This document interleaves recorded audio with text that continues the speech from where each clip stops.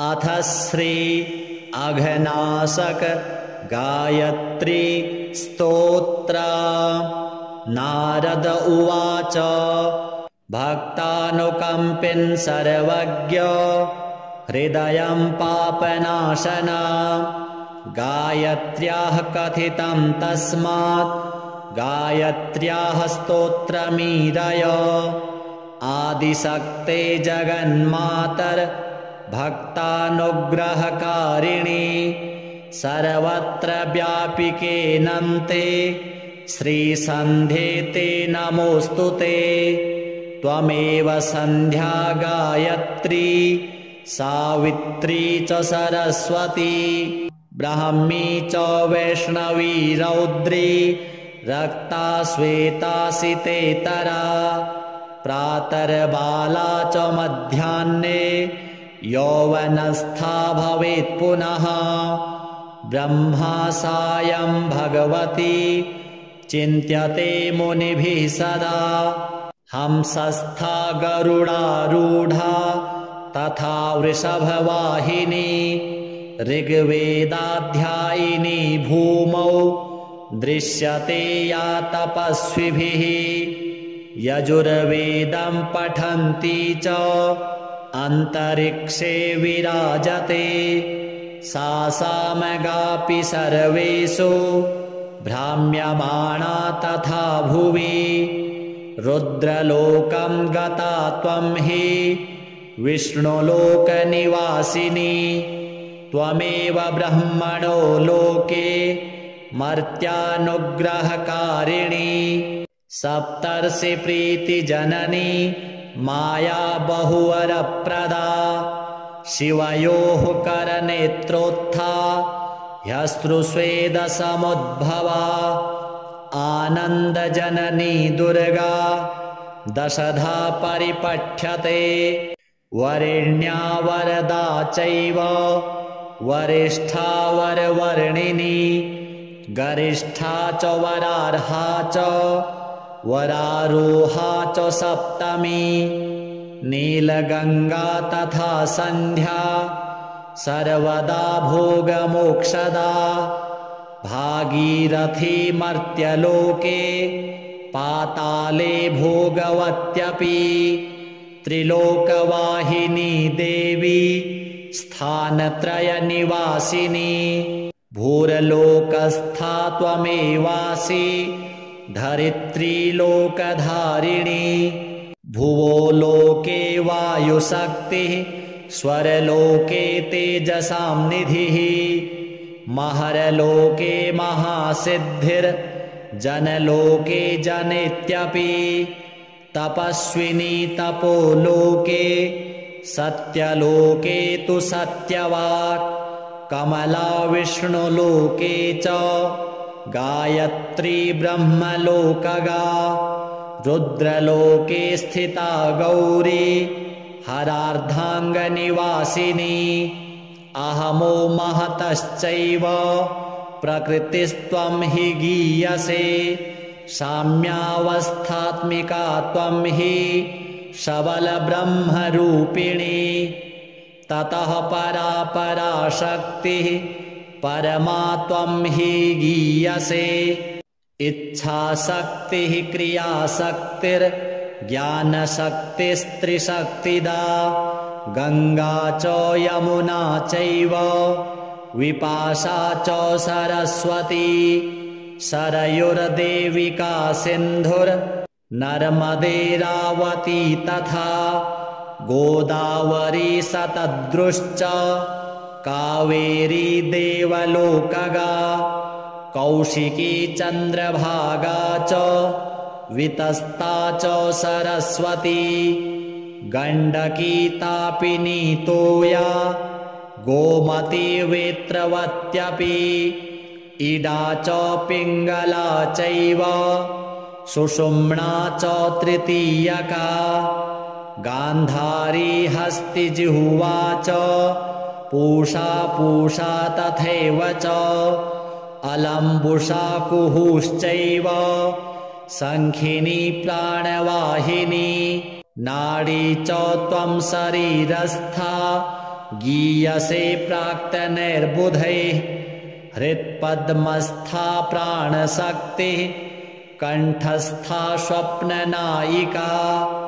तालुस्था त्वं सदा धारा बिन्दुस्था बिन्दुमालिनी मूले तु कुण्डली शक्तिर्व्यापिनी केशमूलगा शिखा मध्यासना त्वं हि शिखाग्रे तु मनोन्मनी किमन्यत् बहुनोक्तेन यत्किञ्चिज्जगति त्रये तत्सर्वं त्वं महादेवी श्रिये सन्ध्ये नमोऽस्तु ते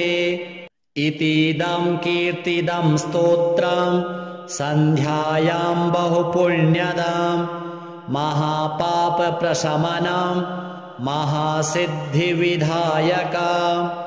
य इदं कीर्तयेत् स्तोत्रं सन्ध्याकाले समाहितः अपुत्रः प्राप्नुयात् पुत्रं धनार्थी धनमाप्नुयात् सर्वतीर्थतपोदान यज्ञयोगफलं लभेत् भोगान् भुक्त्वा चिरं कालम् अन्ते मोक्षमवाप्नुयात् तपस्विभिः कृतं स्तोत्रं स्नानकाले तु यः पठेत् यत्र कुत्र जले मग्नः सन्ध्यामज्जनजं फलं लभते नात्र सन्देहः सत्यं च नारद शृणुयाद्योऽपि तद्भक्त्या स तु पापात् प्रमुच्यते पीयूषसदृशं वाक्यं सन्ध्योक्तं नारदेरितं श्रीगायत्री देव्यार्पणमस्तु। नारद उवाच भक्तानुकम्पिन् सर्वज्ञ हृदयं पापनाशना गायत्र्याः कथितं तस्मात् गायत्र्याः स्तोत्रमीरय आदिशक्ते जगन्मातर्भक्तानुग्रहकारिणी सर्वत्र व्यापिकेऽनन्ते श्रीसन्ध्ये ते नमोऽस्तु ते त्वमेव सन्ध्या गायत्री सावित्री च सरस्वती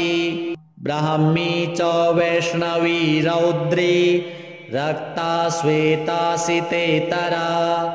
प्रातर्बाला च मध्याह्ने यौवनस्था भवेत् पुनः ब्रह्मा सायं भगवती चिन्त्यते मुनिभिः सदा हंसस्था गरुडारूढा तथा वृषभवाहिनी ऋग्वेदाध्यायिनी भूमौ दृश्यते या तपस्विभिः यजुर्वेदं पठन्ती च अन्तरिक्षे विराजते सा सामगापि सर्वेषु भ्राम्यमाणा तथा भुवि रुद्रलोकं गता त्वं हि विष्णुलोकनिवासिनी त्वमेव ब्रह्मणो लोके मर्त्यानुग्रहकारिणी सप्तर्षि प्रीतिजननी माया बहुवरप्रदा शिवयोः करनेत्रोत्था ह्यश्रुस्वेदसमुद्भवा आनन्दजननी दुर्गा दशधा परिपठ्यते वरेण्या वरदा चैव वरिष्ठा वरवर्णिनी गरिष्ठा च वरार्हा च वरारोहा च सप्तमी नीलगंगा तथा संध्या सर्वदा भोगमोक्षदा भागीरथी मर्त्यलोके पाताले भोगवत्यपि त्रिलोकवाहिनी देवी स्थानत्रयनिवासिनी भूरलोकस्था त्वमेवासि धरित्रीलोकधारिणी भुवो लोके वायुशक्तिः स्वरलोके तेजसां निधिः महरलोके महासिद्धिर्जनलोके जनित्यपि तपस्विनी तपोलोके सत्यलोके तु सत्यवाक् कमला विष्णुलोके च गायत्री ब्रह्मलोकगा रुद्रलोके स्थिता गौरी हरार्धाङ्गनिवासिनी अहमो महतश्चैव प्रकृतिस्त्वं हि गीयसे साम्यावस्थात्मिका त्वं हि सबलब्रह्मरूपिणी ततः परा पराशक्तिः परमा त्वं हि गीयसे इच्छाशक्तिः क्रियाशक्तिर्ज्ञानशक्तिस्त्रिशक्तिदा गंगा च यमुना चैव विपाशा च सरस्वती सरयुर्देविका सिन्धुर्नर्मदेरावती तथा गोदावरी सतद्रुश्च कावेरी देवलोकगा कौशिकी चन्द्रभागा च वितस्ता च सरस्वती गण्डकी तापिनी तोया गोमती वेत्रवत्यपि इडा च पिङ्गला चैव सुषुम्ना च तृतीयका गान्धारी हस्तिजिह्वा च पूषा तथैव च अलम्बुषा कुहुश्चैव शङ्खिनी प्राणवाहिनी नाडी च त्वं शरीरस्था गीयसे प्राक्तनैर्बुधैः हृत्पद्मस्था प्राणशक्तिः कण्ठस्था स्वप्ननायिका तालुस्था त्वं सदाधारा बिन्दुस्था बिन्दुमालिनी मूले तु कुण्डली शक्तिर्व्यापिनी केशमूलगा शिखा मध्यासना त्वं हि शिखाग्रे तु मनोन्मनी किमन्यत् बहुनोक्तेन यत्किञ्चिज्जगति त्रये तत्सर्वं त्वं महादेवी श्रिये सन्ध्ये नमोऽस्तुते इतीदं कीर्तिदं स्तोत्रं सन्ध्यायां बहुपुण्यदां महापापप्रशमनं महासिद्धिविधायकं य इदं कीर्तयेत् स्तोत्रं सन्ध्याकाले समाहितः अपुत्रः प्राप्नुयात् पुत्रं धनार्थी धनमाप्नुयात् सर्वतीर्थतपोदान यज्ञयोगफलं लभेत् भोगान् भुक्त्वा चिरं कालम् अन्ते मोक्षमवाप्नुयात् तपस्विभिः कृतं स्तोत्रं स्नानकाले तु यः पठेत् यत्र कुत्र जले मग्नः सन्ध्यामज्जनजं फलं लभते नात्र सन्देहः सत्यं च नारद शृणुयाद्योऽपि तद्भक्त्या स तु पापात् प्रमुच्यते पीयूषसदृशं वाक्यं सन्ध्योक्तं नारदेरितं श्रीगायत्री देव्यार्पणमस्तु। नारद उवाच भक्तानुकम्पिन् सर्वज्ञ हृदयं पापनाशना गायत्र्याः कथितं तस्मात् गायत्र्याः स्तोत्रमीदय आदिशक्ते जगन्मातर भक्तानुग्रहकारिणी सर्वत्र व्यापिकेऽनन्ते श्रीसन्ध्ये ते नमोऽस्तुते त्वमेव सन्ध्या गायत्री सावित्री च सरस्वती ब्राह्मी च वैष्णवी रौद्री रक्ता श्वेता सितेतरा प्रातर्बाला च मध्याह्ने यौवनस्था भवेत् पुनः ब्रह्मा सायं भगवती चिन्त्यते मुनिभिः सदा हंसस्था गरुडारूढा तथा वृषभवाहिनी ऋग्वेदाध्यायिनी भूमौ दृश्यते या तपस्विभिः यजुर्वेदं पठन्ती च अन्तरिक्षे विराजते सा सामगापि सर्वेषु भ्राम्यमाणा तथा भुवि रुद्रलोकं गता त्वं हि विष्णुलोकनिवासिनी त्वमेव ब्रह्मणो लोके मर्त्यानुग्रहकारिणी सप्तर्षि प्रीतिजननी माया बहुवरप्रदा शिवयोः करनेत्रोत्था ह्यश्रुस्वेदसमुद्भवा आनन्दजननी दुर्गा दशधा परिपठ्यते वरेण्या वरदा चैव वरिष्ठा वरवर्णिनी गरिष्ठा च वरार्हा च वरारोहा च सप्तमी नीलगंगा तथा संध्या सर्वदा भोगमोक्षदा भागीरथी मर्त्यलोके पाताले भोगवत्यपि त्रिलोकवाहिनी देवी स्थानत्रयनिवासिनी भूरलोकस्था त्वमेवासि धरित्रीलोकधारिणी भुवो लोके वायुशक्तिः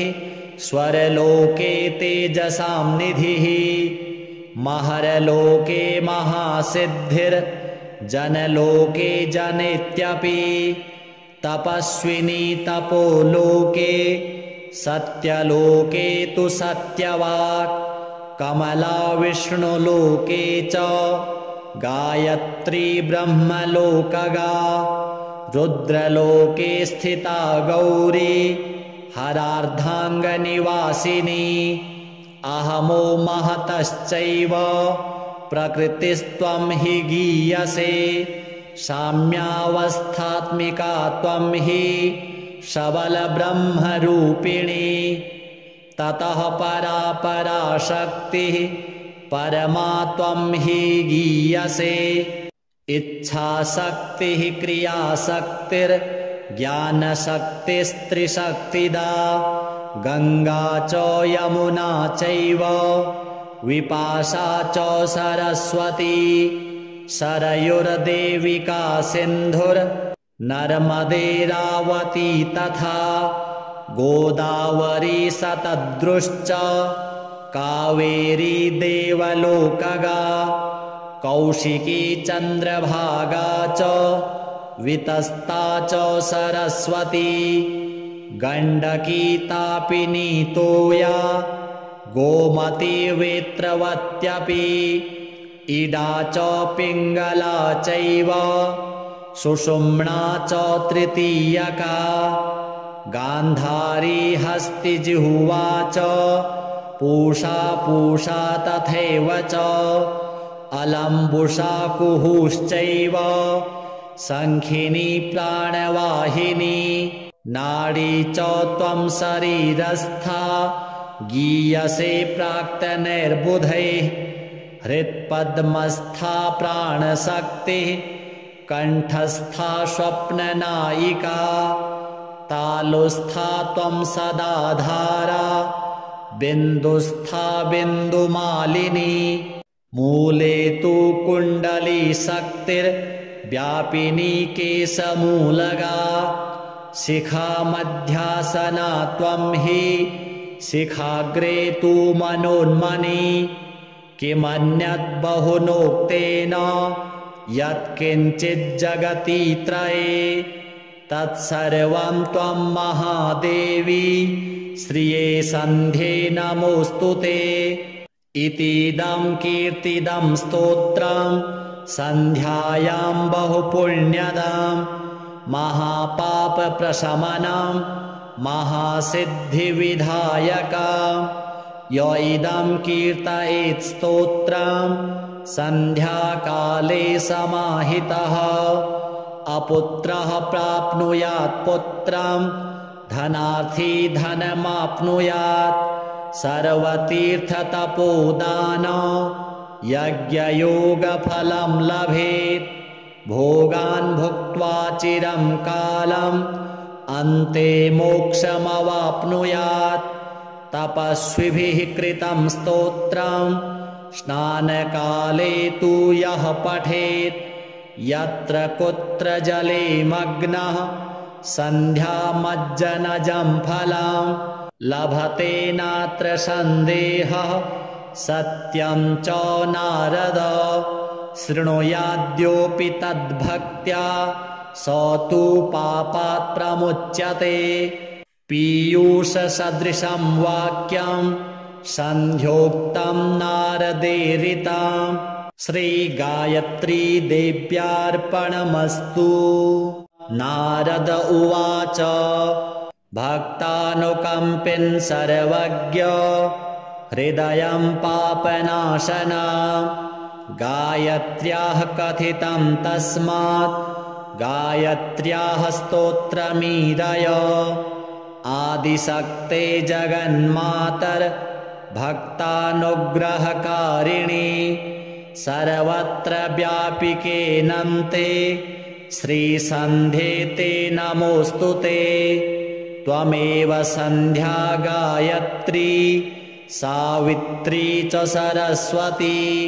ब्राह्मी च वैष्णवी रौद्री रक्ता श्वेता सितेतरा प्रातर्बाला च मध्याह्ने यौवनस्था भवेत् पुनः ब्रह्मा सायं भगवती चिन्त्यते मुनिभिः सदा हंसस्था गरुडारूढा तथा वृषभवाहिनी ऋग्वेदाध्यायिनी भूमौ दृश्यते या तपस्विभिः यजुर्वेदं पठन्ती च अन्तरिक्षे विराजते सा सामगापि सर्वेषु भ्राम्यमाणा तथा भुवि रुद्रलोकं गता त्वं हि विष्णुलोकनिवासिनी त्वमेव ब्रह्मणो लोके मर्त्यानुग्रहकारिणी सप्तर्षि प्रीतिजननी माया बहुवरप्रदा शिवयोः करनेत्रोत्था ह्यश्रुस्वेदसमुद्भवा आनन्दजननी दुर्गा दशधा परिपठ्यते वरेण्या वरदा चैव वरिष्ठा वरवर्णिनी गरिष्ठा च वरार्हा च वरारोहा च सप्तमी नीलगंगा तथा संध्या सर्वदा भोगमोक्षदा भागीरथी मर्त्यलोके पाताले भोगवत्यपि त्रिलोकवाहिनी देवी स्थानत्रयनिवासिनी भूरलोकस्था त्वमेवासि धरित्रीलोकधारिणी भुवो लोके वायुशक्तिः स्वरलोके तेजसां निधिः महरलोके महासिद्धिर्जनलोके जनेत्यपि तपस्विनी तपोलोके सत्यलोके तु सत्यवाक् कमला विष्णुलोके च गायत्री ब्रह्मलोकगा रुद्रलोके स्थिता गौरी हरार्धाङ्गनिवासिनी अहमो महतश्चैव प्रकृतिस्त्वं हि गीयसे साम्यावस्थात्मिका त्वं हि सबलब्रह्मरूपिणी ततः परा पराशक्तिः परमा त्वं हि गीयसे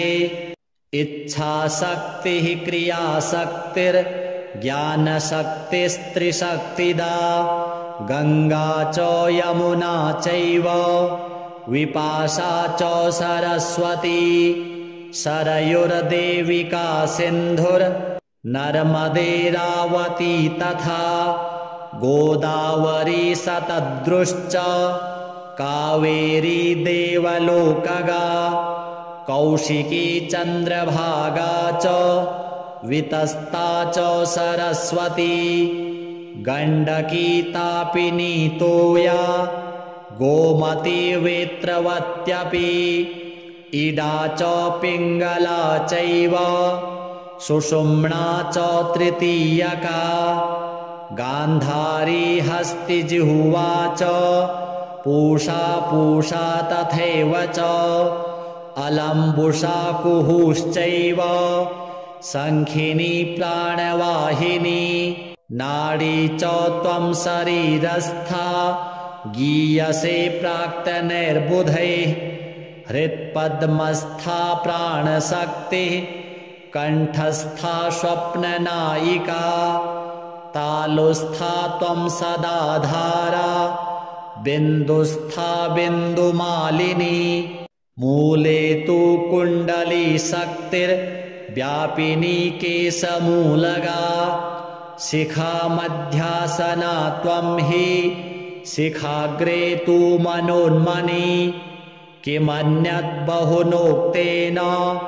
यत्किञ्चिज्जगति त्रये तत्सर्वं त्वं महादेवी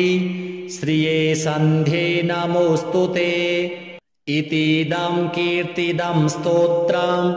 सन्ध्यायां बहुपुण्यदां महापापप्रशमनं महासिद्धिविधायकं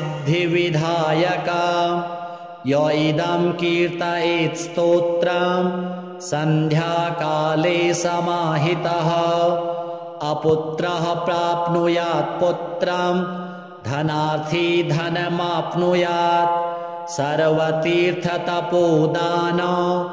यज्ञयोगफलं लभेत् भोगान् भुक्त्वा चिरं कालम् अन्ते मोक्षमवाप्नुयात् तपस्विभिः कृतं स्तोत्रं स्नानकाले तु यः पठेत् यत्र कुत्र जले मग्नः सन्ध्यामज्जनजं फलं लभते नात्र सन्देहः सत्यं च नारद शृणुयाद्योऽपि तद्भक्त्या स तु पापात् प्रमुच्यते पीयूषसदृशं वाक्यं सन्ध्योक्तं नारदेरितं श्रीगायत्री देव्यार्पणमस्तु। नारद उवाच भक्तानुकम्पिन् सर्वज्ञ हृदयं पापनाशना गायत्र्याः कथितं तस्मात् गायत्र्याः स्तोत्रमीदय आदिशक्ते जगन्मातर भक्तानुग्रहकारिणी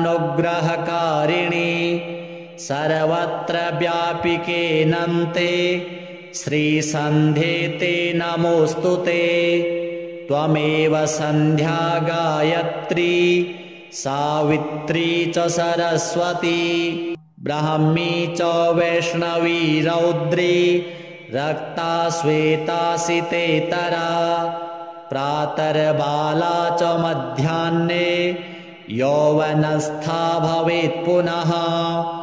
ब्रह्मा सायं भगवती चिन्त्यते मुनिभिः सदा हंसस्था गरुडारूढा तथा वृषभवाहिनी ऋग्वेदाध्यायिनी भूमौ दृश्यते या तपस्विभिः यजुर्वेदं पठन्ती च अन्तरिक्षे विराजते सा सामगापि सर्वेषु भ्राम्यमाणा तथा भुवि रुद्रलोकं गता त्वं हि विष्णुलोकनिवासिनी त्वमेव ब्रह्मणो लोके मर्त्यानुग्रहकारिणी सप्तर्षि प्रीतिजननी माया बहुवरप्रदा शिवयोः करनेत्रोत्था ह्यश्रुस्वेदसमुद्भवा आनन्दजननी दुर्गा दशधा परिपठ्यते वरेण्या वरदा चैव वरिष्ठा वरवर्णिनी गरिष्ठा च वरार्हा च वरारोहा च सप्तमी नीलगंगा तथा संध्या सर्वदा भोगमोक्षदा भागीरथी मर्त्यलोके पाताले भोगवत्यपि त्रिलोकवाहिनी देवी स्थानत्रयनिवासिनी भूरलोकस्था त्वमेवासि धरित्रीलोकधारिणी भुवो लोके वायुशक्तिः स्वरलोके तेजसां निधिः महरलोके महासिद्धिर्जनलोके जनेत्यपि तपस्विनी तपोलोके सत्यलोके तु सत्यवाक् कमला विष्णुलोके च गायत्री ब्रह्मलोकगा रुद्रलोके स्थिता गौरी हरार्धाङ्गनिवासिनी अहमो महतश्चैव प्रकृतिस्त्वं हि गीयसे साम्यावस्थात्मिका त्वं हि सबलब्रह्मरूपिणी ततः परा पराशक्तिः परमा त्वं हि गीयसे इच्छाशक्तिः क्रियाशक्तिर्ज्ञानशक्तिस्त्रिशक्तिदा गंगा च यमुना चैव विपाशा च सरस्वती सरयुर्देविका सिन्धुर्नर्मदेरावती तथा गोदावरी शतद्रुश्च कावेरी देवलोकगा कौशिकी चन्द्रभागा च वितस्ता च सरस्वती गण्डकी तापिनी तोया गोमती वेत्रवत्यपि इडा च पिङ्गला चैव सुषुम्ना च तृतीयका गान्धारी हस्तिजिह्वा च पूषा तथैव च अलम्बुषा कुहुश्चैव शङ्खिनी प्राणवाहिनी नाडी च त्वं शरीरस्था गीयसे प्राक्तनैर्बुधैः हृत्पद्मस्था प्राणशक्तिः कण्ठस्था स्वप्ननायिका तालुस्था त्वं सदाधारा बिन्दुस्था बिन्दुमालिनी मूले तु कुण्डली शक्तिर्व्यापिनी केशमूलगा शिखा मध्यासना त्वं हि शिखाग्रे तु मनोन्मनी किमन्यत् बहुनोक्तेन यत्किञ्चिज्जगति त्रये तत्सर्वं त्वं महादेवी श्रिये सन्ध्ये नमोऽस्तुते इतीदं कीर्तिदं स्तोत्रं सन्ध्यायां बहुपुण्यदं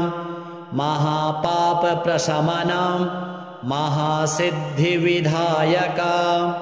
य इदं कीर्तयेत् स्तोत्रं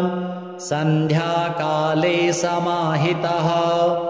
अपुत्रः प्राप्नुयात् पुत्रं धनार्थी धनमाप्नुयात् सर्वतीर्थतपोदान यज्ञयोगफलं लभेत् भोगान् भुक्त्वा चिरं कालम् अन्ते मोक्षमवाप्नुयात् तपस्विभिः कृतं स्तोत्रं स्नानकाले तु यः पठेत् यत्र कुत्र जले मग्नः सन्ध्यामज्जनजं फलं लभते नात्र सन्देहः सत्यं च नारद शृणुयाद्योऽपि तद्भक्त्या स तु पापात् प्रमुच्यते। पीयूषसदृशं वाक्यं सन्ध्योक्तं नारदेरितं। श्रीगायत्री देव्यार्पणमस्तु।